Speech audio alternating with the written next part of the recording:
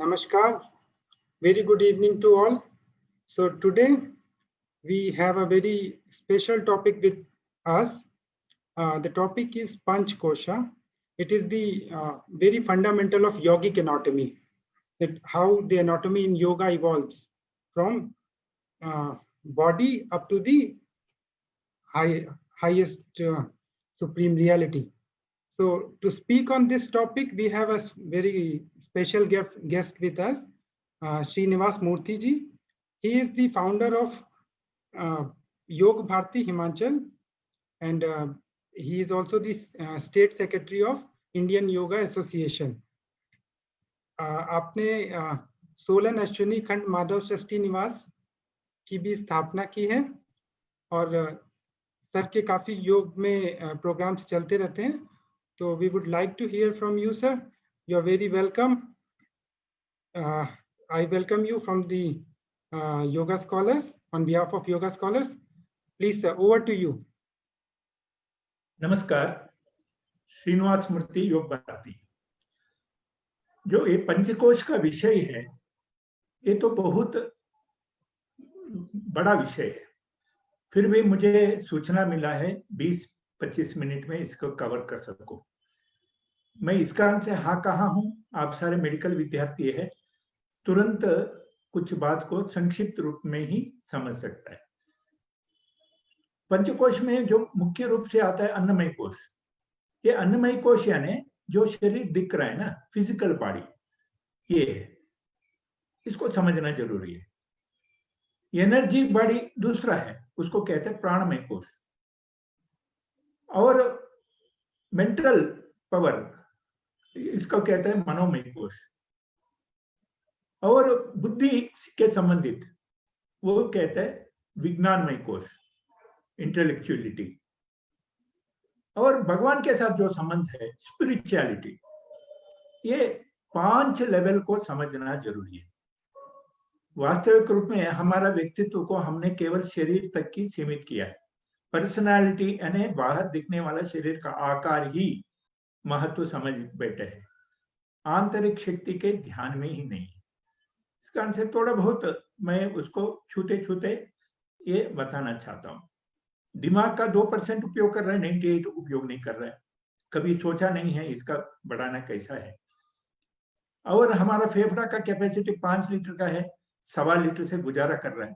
इस कारण से 120 साल जीने योग्य हम अपने आप को समझते कुछ नहीं है.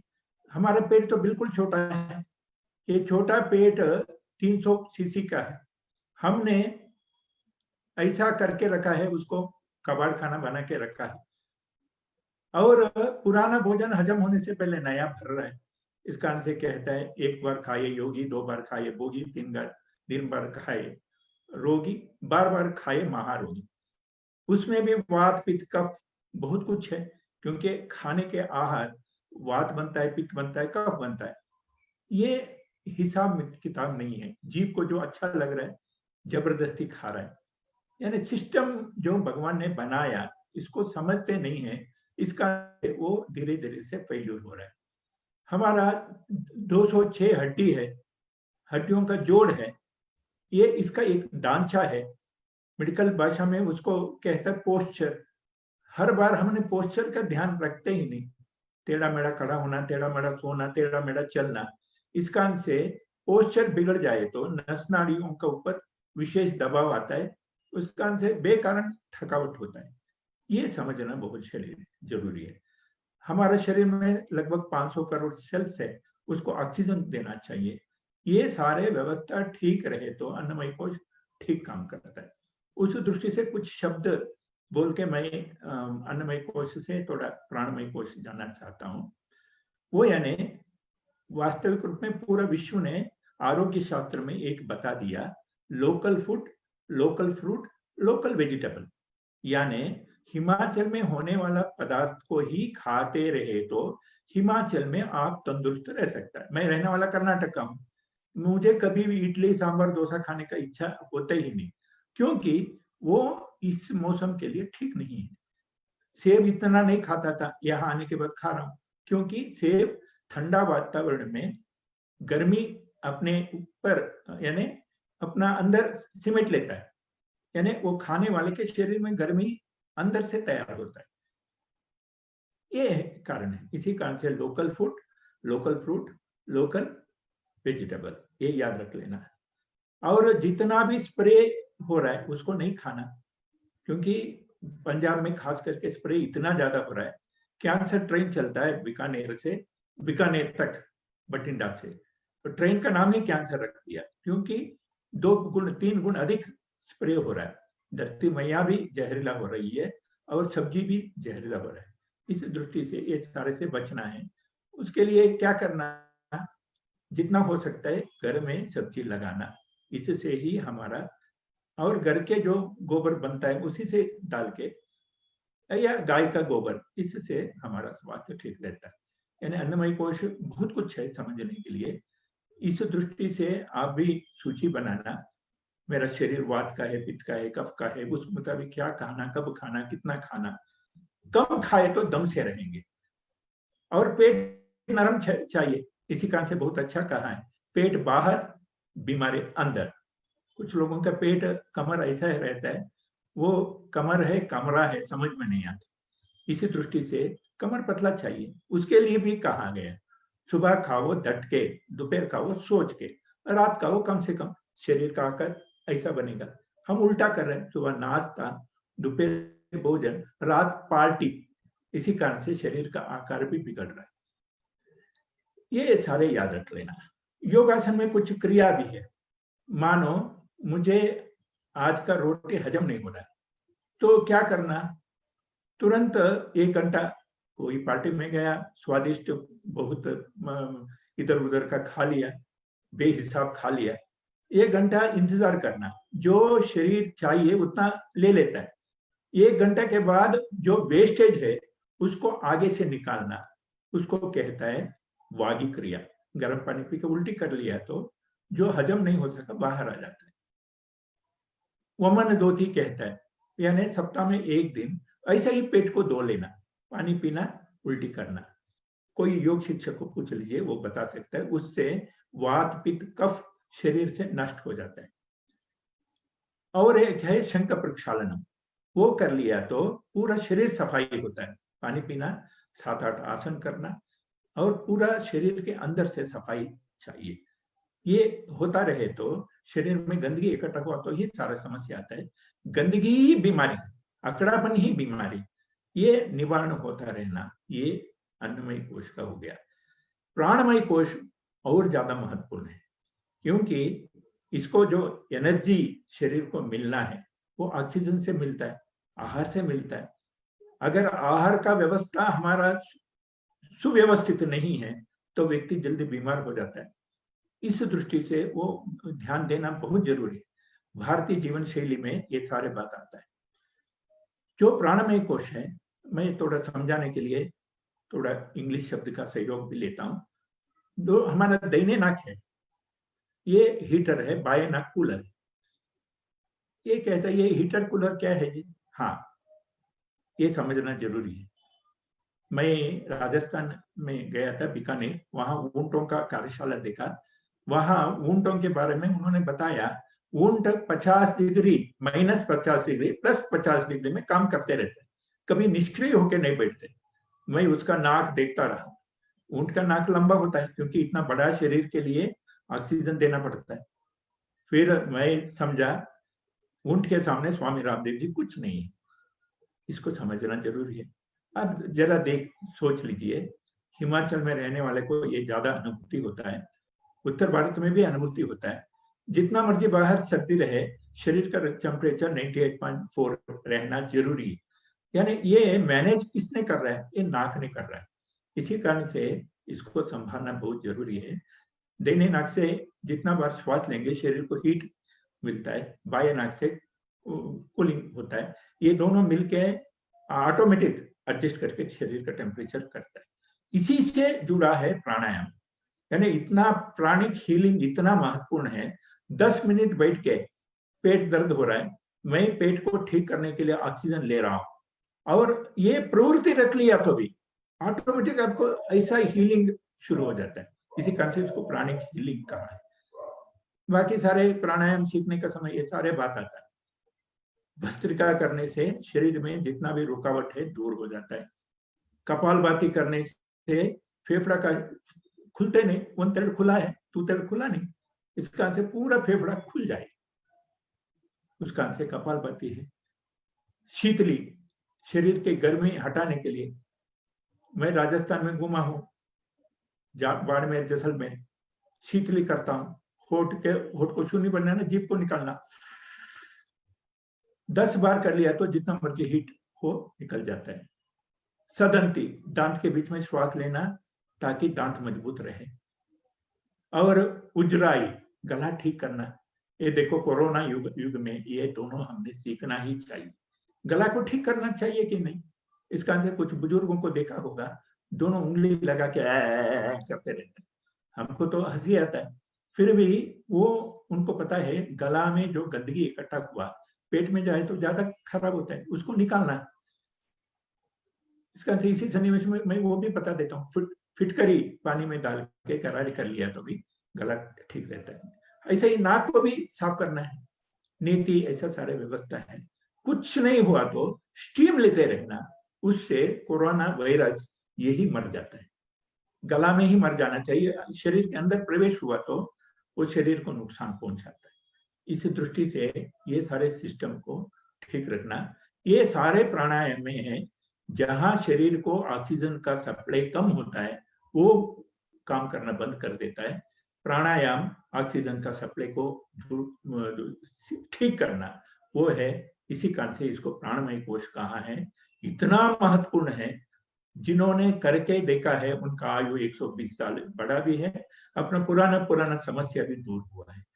ये समझना बहुत जरूरी है। तीसरा है मनोमय कोश। मन कैसा है वैसा हम हैं। मन बिगड़े तो सब कुछ बिगड़े। मन चंगा तो हाथ में गंगा, ये शब्द भी उत्तर भारत में सुनने के लिए मिलता है, क्योंकि मन से ही हमारा व्यक्तित्व ही हमारा मन है। जरा दिल के ऊपर हाथ लगा के सोच लीजिए, हमारा मन कितना चंचल है। चंचल मन से हम कोई निर्णय नहीं ले पाते। किसी ने कह दिया देश का सर्वनाश 2 लोग कर रहे हैं, वो बुद्धिमान हर समय कंफ्यूज रहता है, और दूसरा वो बुद्धू फटाफट निर्णय लेता है विचार करके बगैर। ऐसा लोगों से देश का सर्वनाश हो रहा है। ये सारे मन के कारण से हो रहा है। और एक बात इसमें जुड़ा है, जैसा हम श्वास लेता है वैसा हमारा मन बनता है। इस कारण से गुस्सा में क्या होता है, श्वास का गति बढ़ जाता है। और कभी कभी हम कह भी देता है, क्या कहता है, भाई गुस्सा में कुछ कह दिया माफ करो, यानी गुस्सा में हमारा कंट्रोल ही मिस हो जाता है। तो श्वास का कितना महत्वपूर्ण है, इसको ध्यान में रखना बहुत जरूरी है। ऐसा ही मन का बात है। अब मैं तो कह दिया, गाना तो है दिल तो पागल है थी, कन्नड़ में भी है, पागल मन का 10 दिशाएं, दिशाहीन हो जाते हैं, क्या करना क्या नहीं है। 1 मिनट में 20 से 25-30 विचार आ जाता है, कौन सा करना है कौन सा नहीं करना, हर क्षण कंफ्यूज रहता है, उससे प्रगति नहीं होते। इसके अंत से मन का निग्रह करना बहुत जरूरी है। आश्चर्य है, मन का नियंत्रण श्वास के कारण से होता है। 10 मिनट बैठ के मेडिटेशन करते, हर श्वास के साथ दैवी शक्ति बढ़ने का सोच लीजिए, कितना मानसिक शक्ति तैयार होता है। मुझे बहुत लोग कहते हैं बहुत निराशाजनक वातावरण में भी आप उत्साह में क्यों रहता है, क्योंकि कोरोना है, अभी हमारा प्रोजेक्ट 10 करोड़ का है, कोई मेरा से कोई पैसा है नहीं, समाज से पूछना, ऐसा सोचने से समाज का स्थिति भी हीन दिन हो गया है कोरोना के कारण से। फिर भी मेरा हिम्मत है तो मैं हारा नहीं, कोई बात नहीं, चलते रहेंगे, करते रहेंगे। ये क्यों आ रहा है, जो जितना हमारा मानसिक शक्ति बढ़ाने का, सेल को ऊर्जा देने का, सोच विचार आचार व्यवहार से उत्साह बना देता है, ये बहुत महत्वपूर्ण है। अगर मन हार गया तो सब कुछ हार निश्चित है। ये मनोमय कोश को ठीक करने के लिए फिर आता है, फिर मन को मजबूत करने के लिए क्या करना, एक एक ने अलग अलग रास्ता ढूंढा है, क्योंकि मन का स्वामी शिव है, श्वास का स्वामी हनुमान है। हमने ये शक्ति को मानना ही, पवन पुत्र हनुमान की जय कहा है। ऐसा ही मन का स्वामी शिव क्यों है, उन्होंने अपना मानसिक शक्ति इतना वृद्धि कर लिया, पूरा विश्व में हालाहल जो आया था विश्व नष्ट करने का लिए, वो स्वयं लेके विश्व को बचाया। इस कारण से मानसिक शक्ति बढ़ाना है तो मेडिटेशन, शिव का ध्यान, ओम नमः शिवाय बहुत जरूरी है। जिनका मन जीत गया वो जगत को जीत सकता है। इस कारण से अपना अपना प्रयत्न करके देख लीजिए। गुरु हो सकता है, भगवान हो सकता है, कुछ नहीं तो ओमकार का जाप भी हो सकता है। मैं तो विद्यार्थियों को खास करके कहता हूँ, दिन में 21 बार भी ओमकार जाप कर लीजिए, अपना मानसिक शक्ति इतना प्रचंड हो जाता है। स्वामी विवेकानंद जी कहता है, हमारा हर बार जो शब्द कहता है ना, मैं व्यस्त हूं व्यस्त हूं व्यस्त हूं, ये शब्द ना कहिए, मैं अस्त व्यस्त हो चुका हूं, मान लीजिए। यानी हमारा प्लानिंग ही नहीं। नरेंद्र मोदी 24 घंटे में इतना पूरा विश्व को चैलेंज देने वाला शक्ति बन के दिखा सकता है, तो हम एक घर के लिए योग्य क्यों नहीं हो रहा है? क्योंकि हमारा प्लानिंग नहीं है। यही सारे आता है। ये प्लानिंग के लिए दृढ़ मन चाहिए, पक्का मन चाहिए, इरादा पक्का चाहिए। इरादा पक्का नहीं रहे तो दिशा नहीं रहते। इसी कारण से मन को मजबूत करने वाला हर प्रयोग, गायत्री मंत्र है, मृत्युंजय मंत्र है, शिव का नाम है, ओम नमः शिवाय है, कुछ नहीं तो वो वाल्मीकि को तो मारो मारो कहते कहते राम राम आ गया। इस कारण से अगर आपका दिल में भक्ति जागृत हुआ तो, श्रद्धा जागृत हुआ तो, कोई भी शब्द से आपको ऊर्जा मिलता है। मन जीते जगत का जीत है। इसके ऊपर है बुद्धि के संबंधित इंटेलेक्चुअलिटी, उससे विश्लेषण आता है, विवेक आता है। अगर हमारा विवेक मर गया तो सारे किए हुए काम व्यर्थ हो जाता है। रावण का एक उदाहरण देना चाहता हूं। अपार शक्ति था, कैलाश पर्वत को हिला के रख दिया। प्राण शक्ति भी अपार, ध्यान शक्ति भी अपार, तपो शक्ति भी अपार, सारे होते हुए बुद्धि एक जमन भ्रष्ट हो गया, पूरा उन्होंने गवा लिया। शूर्पणखा कहने गई थी राम लक्ष्मण को आई लव यू। गृहस्थ व्यक्ति को आई लव यू कह दिया तो एक परिवार बैठ जाएगा। ये तो राक्षसी ठीक कर दी उसको। फिर सीता मैया को मारने गई, लक्ष्मण ने नाक काट दिया। वो जाके कहना था मैं ऐसा गड़बड़ की, उसने क्या कह दी, मैं तो सीता मैया को आपके लिए लेने गई थी। उनको लगा ओहो मेरे लिए इतना त्याग कर रही है। फिर कहानी परिवर्तन हो गया, उनका दिमाग भ्रष्ट हो गया। फिर राम से पंगा लिया, पूरा अपना अस्तित्व को गवा लिया। यानी अगर बुद्धि भ्रष्ट हो गया तो सब कुछ सर्वनाश होता है। फिर बुद्धि शक्ति प्रबल होने के लिए क्या करना, रामायण महाभारत। क्योंकि महाभारत कभी हुआ है ऐसा नहीं सोचना चाहिए। महाभारत का युद्ध, कुरुक्षेत्र का युद्ध हमारा दिल में हर बार होता है। हर बार हमारा निर्णय हमारा जीवन का जीत का होता है। ऐसा ही गीता का उपदेश, गीता का उपदेश भी जब जब समस्या आता है, समस्या का उत्तर केवल हमारे लिए नहीं है, पूरा विश्व के लिए। पूरा विश्व में जो साइकोलॉजिस्ट जितना भी है वो इसी का उपयोग करता है। श्री कृष्ण का फोटो लगा के भगवत गीता का उल्लेख करता है। हमने हाँ इकट्ठा पढ़ने जाए तो कुछ समझ में नहीं आती। जब समस्या आता है ना, उस समय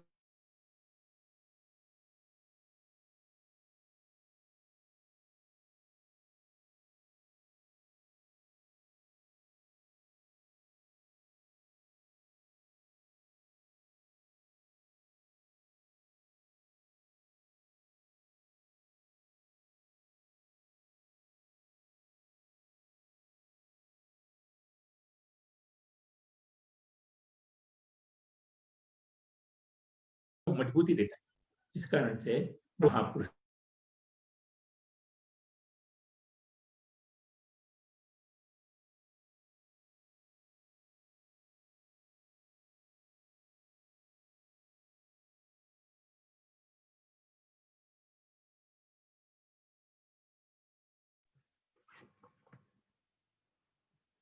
मजबूती देता है। इस कारण से महापुरुष सर आपकी आवाज चली गई है सर, आपकी वॉइस नहीं आ रही है। अनम्यूट करिए।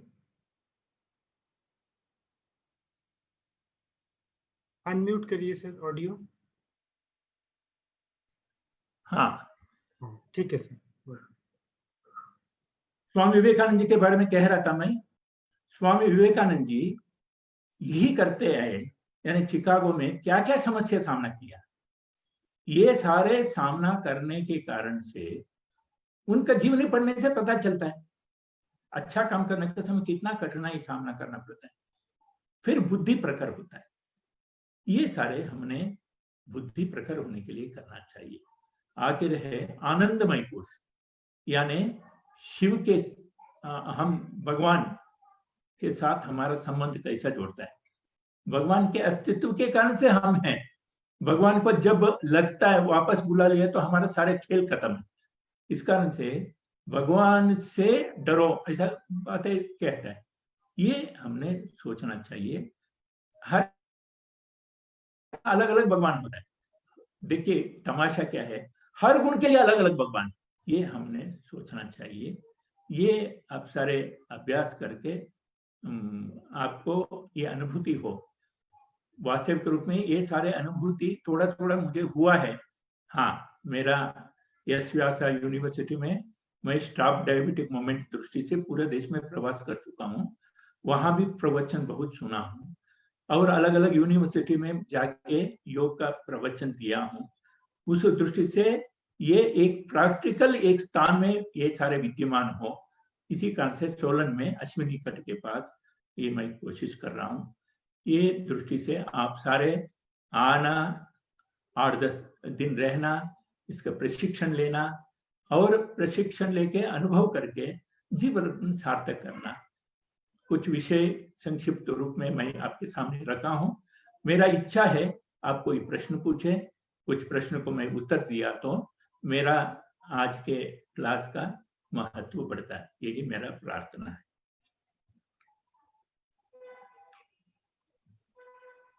थैंक यू सर, बहुत अच्छे तरीके से आपने पंचकोश को हमें समझाया है, बहुत सरल तरीके से और बहुत आधुनिक विचारों के साथ में कि एक सामान्य व्यक्ति को भी पूरी तरीके से समझ में आ सकता है। एक प्रश्न सर मेरी तरफ से ये है कि हम जो विज्ञानमय कोश है, जिसमें एक इंटेलेक्ट के लेवल पे हम डिस्क्रिमिनेशन और विवेक अपने अंदर किस तरीके से वृद्धि कर सकते हैं कि हमें जो सही और गलत है उसमें उसकी किस प्रकार से प्रैक्टिस करके उसको अपने अंदर ठीक कर सकते हैं। एक तो इसी कारण से कहा है हमारा प्लानिंग, सुबह उठते हुए हमने प्लानिंग तो करना है। प्लानिंग करने से पता चलता है मैं कहाँ सही हूँ कहाँ गलत हूँ। एक तो ये प्लानिंग हो गया। दूसरा, अपना साथियों के साथ चर्चा करना, जो मैं प्लानिंग किया, ये प्लानिंग में कोई कमी रहे तो बताओ। तीसरा, अध्ययन करना, बाकी लोगों का जीवन अध्ययन करना, किताब अध्ययन करना, शास्त्र को अध्ययन करना। क्या मैं ठीक दिशा में जा रहा हूं, मेरा स्पीड ठीक है, कहीं गलती तो नहीं कर रहा हूं, विश्लेषण करना। रात सोने से पहले पूरा दिन का विश्लेषण करना, यानी ये निरंतर चिंतन मंथन चर्चा, इससे विवेक जागृत होता है।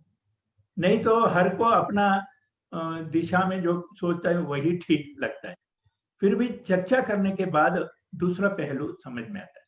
मुझे खाली समय में चेस खेलने का आदत है। वो चेस में एक मौका है, वो यानी कंप्यूटर क्या सुझाव दे रहा है वो देख लिया तो फिर पता चलता है। पहले मेरा दिमाग लगा के देखना, गलती हुआ तो अंडू करना, फिर कंप्यूटर क्या कहता है देख लेना। इससे ओहो ये भी एक मौका है ऐसा लगता है। इस कारण से हमारा दिमाग के कंप्यूटर को भी हमने अलग अलग ऑप्शंस देना है।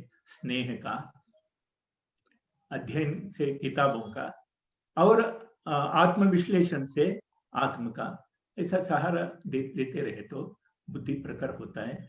बिना चर्चा से बुद्धि प्रखर होते नहीं है। इस दृष्टि से करना जरूरी है। यानी अध्ययन हो गया, मनन हो गया, अभ्यास हो गया और पुनर्विमर्शा हो गया। ये हर व्यक्ति करना ही है, तो उनका दिमाग का शक्ति बढ़ जाता है। सर हमारा फेसबुक से भी ये क्वेश्चन है, तो क्वेश्चन ये है सर कि हम आनंदमय कोश जिसके बारे में आपने हमें बताया, उसको अनुभव करने का क्या रास्ता है, क्या तरीका है, क्या उसके लिए साधना या क्या प्रैक्टिसेस हैं जो कर सकते हैं? ये इसको कहने का समय मुझे कुंडलिनी शक्ति का वर्णन करना ही है। इसके बगैर आनंदमय कोश को हमने पहुंच नहीं सकते। जी। हम सारे को पता है हमारा रीढ़ की हड्डी में 33 मणका है। हर मणका का कुछ महत्व है। वैसा विज्ञान दृष्टि से ही ये कह देता है। जो सबसे नीचे जो व्यवस्था है फंकुड़िया, वो सारे हमारा शरीर के जितना भी जरूरत नहीं है ऐसा वस्तु को निकास पेशाब के माध्यम से, शौच के माध्यम से, और ऐसा ही उसी प्रदेश में जननांग भी है, आगे पीढ़ी बढ़ाने का व्यवस्था। एक दृष्टि से भोग भी कह सकता है। कुछ लोगों का शक्ति इसी में सीमित हो गया, इससे ऊपर उठना चाहिए। जो दूसरा चक्कर है, नहीं तुरंत नाम याद नहीं आ रहा है, मैं डायरी देख के नाम भी मैं बता सकता हूँ। वो शरीर में जितना लिक्विड शक्ति है उसको जागृत करता है, यानी पेट्रोल जैसा वीर्य शक्ति, ये सारे जागृत होता है। ये इसको जगा के रखना, ये पहले स्टेप से ऊपर उठे तो होगा। इसी कारण से कम खाने वाले ज्यादा काम कर सकता है। ज्यादा खा लिया तो रोटी हजम करने में ही हमारा पूरा शक्ति लग जाता है। इससे ऊपर जो चक्र है वो हमारा फेफड़ा, दिल, किडनी, ये सारे को ऊर्जा देने वाला है। हमारे शक्ति को नीचे ही दबा के रख लिया तो वहां तक उठ ही नहीं सकते। उसके ऊपर जो चक्र है वो हमारा बाहुबल देने वाला है। बाहुबली ऐसा फिल्म भी देख लिया। हमारा बाहुबल करने के लिए हमारा कंसंट्रेशन उस चक्र के ऊपर नहीं हो रहा है। उसके ऊपर जो है वो गला के संबंधित है। गाना, प्रवचन, ये सारे तभी हो सकता है वो चक्र जागृत रहे तो। जो आनंदमय कोश है भगवान के साथ संबंधित है। वो है ना, सजन रे झूठ मत बोलो, खुदा के पास जाना है, ना हाथी है ना घोड़ा है, वहां पैदल ही जाना है। चंडीगढ़ के हमारा जितेंद्र वीर Gupta ji, retired chief justice है, उनका स्वर्गवास हो गया। वो मरने से 3-4 साल पहले उन्होंने कहा, मैं मेरा जीवन में डिटैचमेंट शुरू कर चुका हूं, इस कारण से मैं डिटैचमेंट कर रहा हूँ, एक एक करके सारे छोड़ रहा हूँ। मैं सहज रूप से पूछा, हमारा बड़ा कार्यक्रम होता है, आप आते नहीं। पूरा 500 प्रांत के आरएसएस के प्रमुख थे। उन्होंने कहा, नहीं, मैं अभी तक जो जो करना कर चुका हूं, अब भगवान के पास जाने के समय शुद्ध मन से जाना, पाप रहित जाना, मन को शुद्ध रखना। ये जो विचार आता है, असली व्यक्तित्व का परिचय तभी होता है। इसको कहते हैं आनंदमय कोश, यानी हर काम में आनंद देखना। ये स्थिति आने के लिए अच्छा योग, अच्छा अभ्यास, अच्छा प्राणायाम करते रहे तो वो आनंदमय कोश का अनुभव आता है। हमने अभी तक तात्कालिक चीज में आनंद लेना ही आनंद समझ लिया। जलेबी खाया, जो तात्कालिक रस मिलता है, वो खुश हो गए। यानी शाश्वत सुख मिलने वाला चीज है ना, उसको कहते हैं आनंदमय कोश। बहुत लोगों को अलग अलग है आनंदमय कोश। कुछ लोगों को गाय को खिलाना ही आनंदमय कोश है, बहुत लोगों को भोजन करवाना आनंदमय कोश है, गरीबों का सेवा करना आनंदमय कोश है। यानी जिसमें आत्म को आनंद मिलता है। ये अपना अपना सोच विचार है, हर ने अपना अपना रास्ता से ढूंढना है। कुल मिलके भगवान का अस्तित्व को मानना, भगवान के अस्तित्व के साथ हमारा अस्तित्व को जोड़ना, आखिर में भगवान में ही सम्मिलित होना है। ऐसा सोच विचार से हमारा व्यक्तित्व का बहुत महत्व बढ़ जाता है। धन्यवाद सर, बहुत बहुत धन्यवाद। आपने काफी सरल तरीके से चीजों को हमें क्लियर कर दिया है, और मेरा पूरा विचार है कि हमारे जितने भी दर्शक गण हैं उनको भी काफी आज आपके टॉक से काफी ज्ञान उनका बढ़ा होगा। इस हमारे साथ जुड़ने के लिए आपका बहुत बहुत धन्यवाद। Thank you. आप एक काम करना, टेप करके मेरा मोबाइल नंबर, एक सेकंड सर, अभी मैं एक सेकंड, फेसबुक से हम लोग मोबाइल नंबर